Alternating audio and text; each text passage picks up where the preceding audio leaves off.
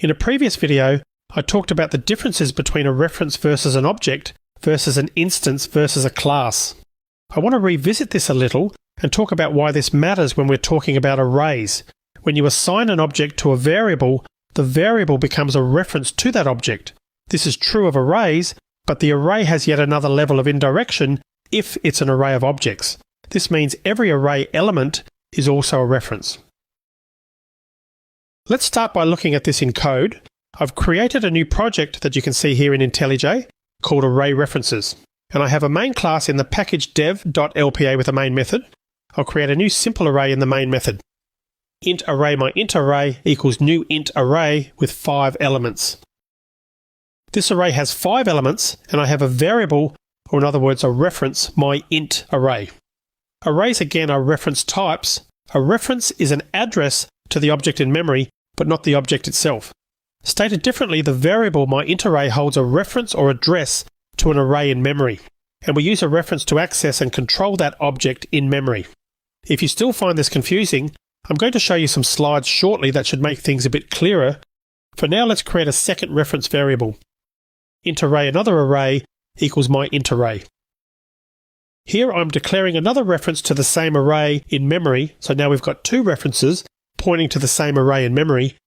In other words, both my int array and another array hold the same address. One way to know it's a reference type is the new operator, because that creates a new object in memory, and I'm using the new operator on line 7, where I created an array of 5 elements. Basically, new here means new object. On the second line, I haven't used the new keyword, I've just used the equal sign, which means I'm assigning one reference to another. Let's print these array references out. I'll use arrays.toString on my int array, and the same thing for another array. I'll just run that. And you can see that it's nicely printed out the values. I've got all zeros because all I've done is initialize the array with a size and the default values. Let's actually see what happens if I make a change to one array. Another array, element 0 equals 1. Let's print out my int array using arrays.toString again and do the same for another array. I'm printing out both reference variables again after I make that change. What do you think is going to happen at this point? Will it change just another array, or will it in fact change both arrays? Let's run this and see what happens. You can see what's happened with those last 2 output statements. Both variables are referencing the same array in memory, so there's only one copy of the array. So the output reflects this. When you use one reference variable to make changes to the object in memory, it's like making that change with the other variable. This might look a bit weird, but that's how references work. You'll soon see with some slides I'm about to pop up that this is because reference types represent the address of the variable rather than the data itself. In the case of our code on screen, both variables contain the address pointing to the same array in memory, so in effect, I've only got one array in memory that both variables are pointing to. Let's check out the slides. Here we've got the same code from IntelliJ. When the highlight line executes, it creates a new array in memory with 5 elements and initializes all elements to 0. Remember, numeric arrays are initialized to 0 by default. Now, I've got a reference that points to the array address in memory. And on the image you can see an arrow from the reference pointing to the array in memory. On the next line, I'm creating another reference to the same array. Notice on the slide I've still only got the one array, but I've now got 2 references that point to that same array in memory. In other words, pointing to that same address in memory, each reference or variable has a different name, but that doesn't mean there's 2 different arrays.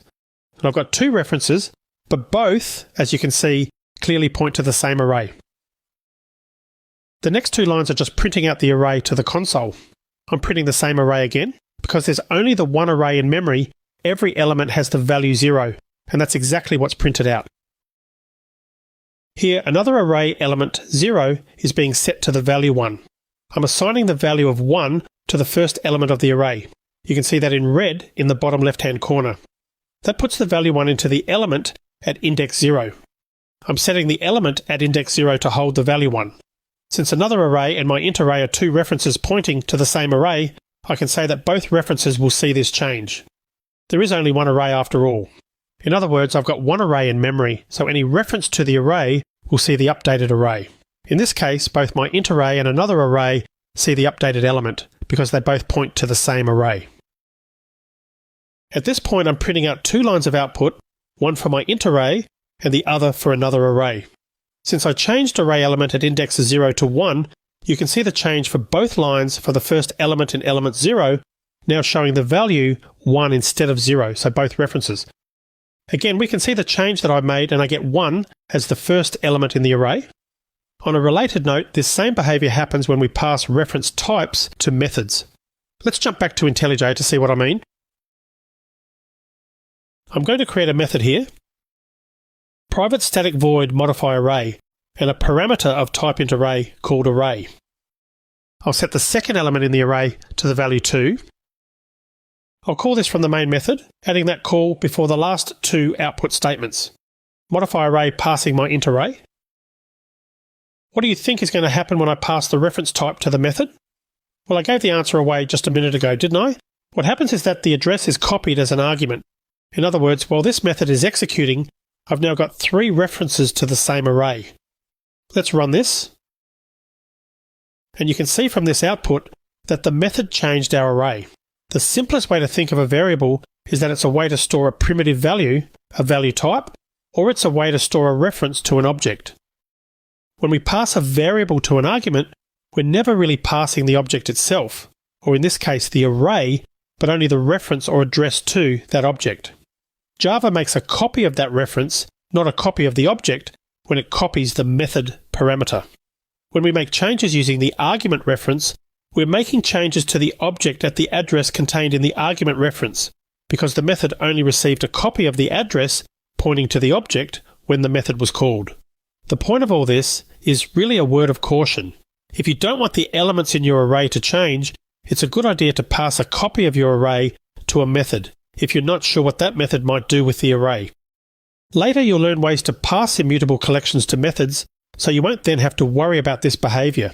But we can't do this with arrays. In the next video, we're going to look at another, more flexible way to pass elements to a method, both in an array and not in an array. So I'll see you in that next video.